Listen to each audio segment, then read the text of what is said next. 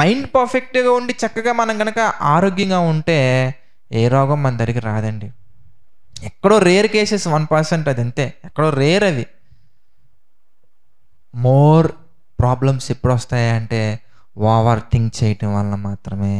అందుకే మళ్ళీ చదువుకుందాం అన్నమాట. ప్రసంగి గ్రంథంలో 11వ అధ్యాయంలో 10వ వచనం మనం చూస్తే, లేత వయస్సును నడి ప్రాయమును గతించిపోవునవి గనుక నీ హృదయములో నుండి వ్యాకులమును తొలగించుకొనుము, నీ దేహమును చెరుపు దానిని తొలగించుకొనుము. ఏమండి, ఎముకలకు కుళ్ళు అని ఉంటుందండి ఇంకో సందర్భంలో, మత్సరము. ఎముకలకు కుళ్ళు అంటే ఎముకలు కుళ్ళిపోతాయి మత్సరం పెట్టేసుకుంటే మైండ్లో.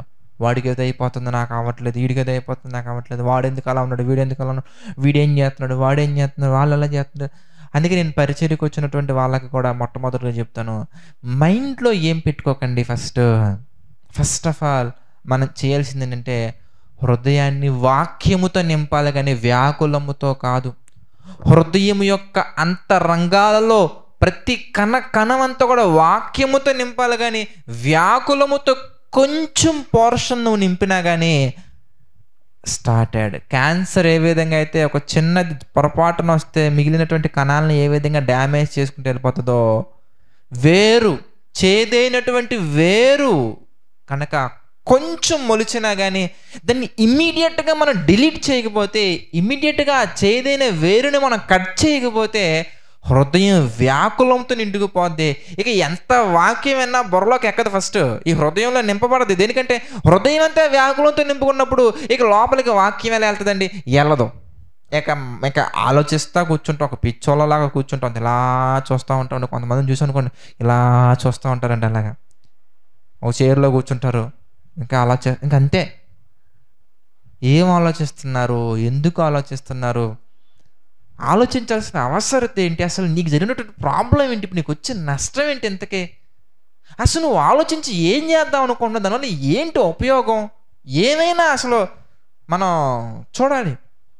ఏమంటే యేసు ప్రభువు వారు చెప్పే ప్రతి మాట అతిక్రమిస్తే ఎంత నష్టం ఉంటుందంటే, ఇప్పుడు దా మాట్లాడుకునే విషయాలండి ఇవన్నీ కూడా. యేసు ప్రభువు వారు అంటారండి ఒక మాట, యేసు ప్రభువు వారు అన్న మాట మనం ఈ సందర్భంలో మనం జ్ఞాపకం చేసుకుందామండి.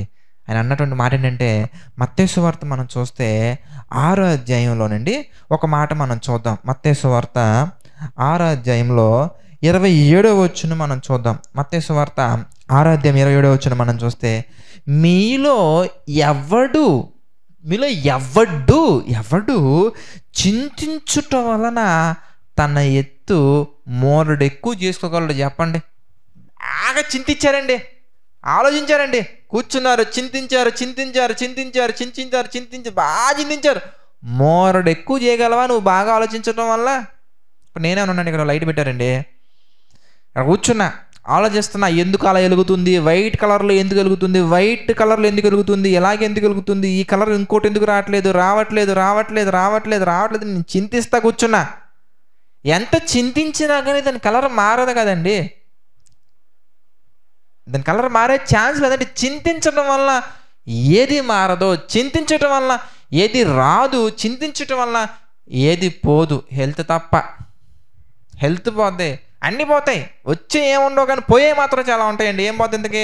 ఫస్ట్ హెల్త్ పోద్ది, తర్వాత క్యారెక్టర్ పోద్ది, తర్వాత సంఘం కోల్పోతాం, తర్వాత దేవుని సన్నిధి కోల్పోతాం, తర్వాత దేవుణ్ణే కోల్పోతాం, ఇంకా అంతే దూరం అయిపోతాం. దేవునికి ఎంత దూరం అయిపోతామంటే, నీ పాపాలకి నిన్ను దేవుడు తూర్పుకి పడమరగా దేవుడు చేస్తానంటే, నువ్వు చింతించి దేవునికి నీకు మధ్యలో తూర్పుకి పడమరకి ఉన్నంత మధ్య వ్యత్యాసాన్ని పెంచుకుంటూ వెళ్ళిపోతున్నావు అంతే. అందుకే దేని గురించైనా చింతిస్తే ఎక్కడికి వెళ్ళిపోయిద్దాయా చివరికంటే, కొంతమంది చనిపోదాం అనుకునే స్థితికి ఎందుకు వెళ్ళిపోతున్నారయ్యా అంటే, రైతులు అవ్వచ్చు, స్టూడెంట్స్ అవ్వచ్చు, ఎవరైనా కానీ ఎందుకు నేను బ్రతకాలనిపించట్లేదు, నాకు అన్ని కష్టాలే అంటే ఎందుకు ఇక్కడికి వెళ్ళిపోతున్నారు అనగానే దానికి అర్థం వాళ్ళు బాగా ఆలోచించి, చింతించి, మనోవ్యధ చెంది మనోవ్యాకులం పెట్టుకొని అలా వెళ్ళిపోతుంటారండి అంతే. దేవుని యొక్క వాక్యం చెప్తుంది, మీలో ఎవడు చింతించుట వలన ఒక మోరడు ఎక్కువ చేసుకుంటారు చెప్పండి. ఒక్క మోరడు ఎక్కువ చేసుకునే ఛాన్సెస్ ఉన్నాయి. లేదండి. మనం ఆలోచిస్తూ ఉంటాం అంతే. బాగా ఆలోచించి, ఆలోచించి, ఆలోచించి, ఆలోచించి, ఆలోచించి ఏమవుతుంది? ఆలోచించడం వల్ల అనర్థాలు తప్ప ఏమి లేదు. దేవుడు చెప్పినట్టు చెయ్యి. జీవితం అనేది పువ్వుల్లో చక్కగా పరిమళ వాసన మీద జల్లుతూ ముందుకెళ్తూ ఉంటుందండి. మనం ఆలోచించటం వల్ల మన ఆలోచనలు అనేవి చాలా వరస్ట్ అండి, చాలా యూజ్లెస్ అండి మన ఆలోచనలు అనేవి. అందుకే ఒక మాట మనం చూద్దామండి. ఏదైనా ఒక ఇన్సిడెంట్ అది హ్యాపీ అవ్వచ్చు, సాడ్ అవ్వచ్చు, ఎమోషనల్ అవ్వచ్చు, ఏదైనా కానీ మనం ఫస్ట్ ఆఫ్ ఆల్ మన కోణంలో, మన ఆలోచనలో చూడటం మానేయాలండి మొట్టమొదటిగా. దీనికి నేను కొన్ని కారణాలు చెప్పే ప్రయత్నం చేస్తాను. మొట్టమొదటిగా మనం చేయాల్సింది ఏంటంటే, మన ఆలోచనలలో, మన కోణంలో, మన ఉద్దేశాలతోటి చూడడం మానేయాలి. అది హ్యాపీ థింగ్ అయినా, సాడ్ థింగ్ అయినా, ఎమోషనల్ అయినా, ప్రాబ్లం అయినా, బాధ కలిగించేదా, ఏడుపు కలిగించేదా, దుఃఖాన్ని కలిగించేదా, సంతోషాన్ని కలిగించేదా, శ్రమల, శోధనల, నష్టాల, కష్టాల, లాభాల, ఏదైనా కానీ మొట్టమొదటిగా మనం చేయాల్సింది ఏంటంటే, మన జీవితంలో ఏది జరిగినా కానీ, ఆనందాన్ని కలిగించేదైనా, బాధ కలిగించేదైనా, ఏది జరిగినా కానీ మన కోణంలో చూడటం మానేయాలి. ఫస్ట్ మనం ఏం చేయాలండి? మన కోణంలో చూడటం మొట్టమొదటిగా మానేయాలి. అందుకే యెషయా గ్రంథం 55వ అధ్యాయంలో 8వ వచనాన్ని మనం చూద్దాం. ఈ సందర్భంలో మనం చూద్దాం. యెషయా గ్రంథంలో 55వ అధ్యాయంలో 8వ వచనాన్ని ఈ సందర్భంలో కనుక మనం జాగ్రత్తగా జ్ఞాపకం చేసుకున్నట్లయితే చూద్దామండి. యెషయా గ్రంథం 55 అధ్యాయం 8వ వచనం మనం చూస్తే, నా తలంపులు మీ తలంపుల వంటివి కావు. దేవుని యొక్క వాక్యం సెలవిస్తుందండి. నా తలంపులు మీ తలంపుల వంటివి కావు, మీ త్రోవలు నా త్రోవల వంటివి కావు. మరి మనం ఎందుకు మన ఆలోచనలోకి వెళ్తూ ఉంటాం? ఇది దేవుని వాక్కు. ఆకాశములు భూమికి పైన ఎంత ఎత్తుగా ఉన్నవో మీ మార్గముల కంటే నా మార్గములు, మీ తలంపుల కంటే నా తలంపులు, మీ మార్గముల కంటే నా మార్గములు, మీ తలంపుల కంటే నా తలంపులు అంత ఎత్తుగా ఉన్నవి. కనుక దేవుని కోణంలో మొట్టమొదటిగా మనం చూడటం నేర్చుకోవాలి. మన కోణం అనేది చిన్నది, చాలా చిన్నది. మన మైండ్ నేరో మైండ్, మన ఆలోచన విధానం చాలా చిన్నగా ఉంటుందండి. మనం అనుకుంటాం మహాజ్ఞానం అనుకుంటాం. ఏం కాదు, మనం అసలు మహాజ్ఞానులే కాదు. మనది అసలు జ్ఞానమే కాదు. ఒకవేళ మనది జ్ఞానం అని మనం ఫీల్ అయినా, దేవుని జ్ఞానం దగ్గర మన జ్ఞానం అనేది వెరీ టైనీ, చాలా చిన్నది, కంటికి కూడా కనిపించనంత చిన్నది. మానవ మేధస్సు, మనిషి జ్ఞానం అనేది చాలా చిన్నదండి. క్రీస్తు పూర్వమే 800 సంవత్సరాల క్రితమే దేవుడు చెప్పినటువంటి విషయాలు క్రీస్తు శకం 1996లో కనుగొనే ప్రయత్నం చేస్తున్నారు. అంటే ఎంత స్లోనో మీరు ఆలోచించండి. సైంటిస్టులు, గొప్ప గొప్ప శాస్త్రవేత్తలు ప్రయోగాలు చేసి అడ్వాన్స్ టెక్నాలజీ అని ఫీల్ అయ్యి కనిపెట్టినటువంటి ఒక విషయం క్రీస్తు శకం 1996లో జనవరి మంత్లో కనిపెట్టారండి.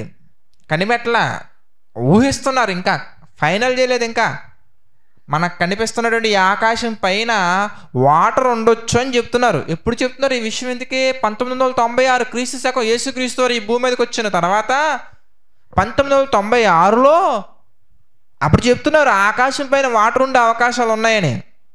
దేవుడు ఉండే అవకాశాలు అని చెప్పట్లా. కీర్తన గ్రంథం 148:4 క్రీస్తు పూర్వమే కీర్తనలు 148వ కీర్తన 4వ వచనం మనం చూస్తే, 148వ కీర్తన 4వ వచనం మనం చూస్తే దేవుని వాక్యం సెలవిస్తుందండి. ఏమని సెలవిస్తుందంటే, ఆ పరమాకాశములారా, ఆకాశము పైన ఉన్న జలములారా ఆయనను స్తుతించండి. డిక్లేర్.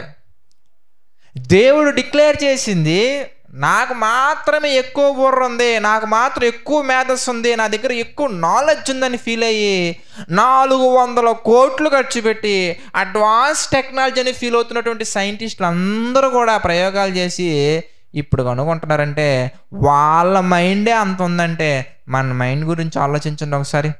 వాళ్ళ మేధస్సే అంత స్లోగా ఉందంటే దేవుడు చెప్పిన విషయాలని అనాలసిస్ చేసుకోవడానికి, దేవుడు చెప్పిన విషయాలని గ్రహించడానికి వాళ్ళకే అన్ని 100,000 సంవత్సరాలు పడుతుందంటే దేవుని విషయాలు ఎంత సాలిడ్గా ఉంటాయో, దేవుని కోణం అనేది ఎంత ఎక్స్ట్రాడినరీగా ఉంటుందో, దేవుని ఉద్దేశాలు అనేవి ఎంత బలమైనవో ఒకసారి ఆలోచించు.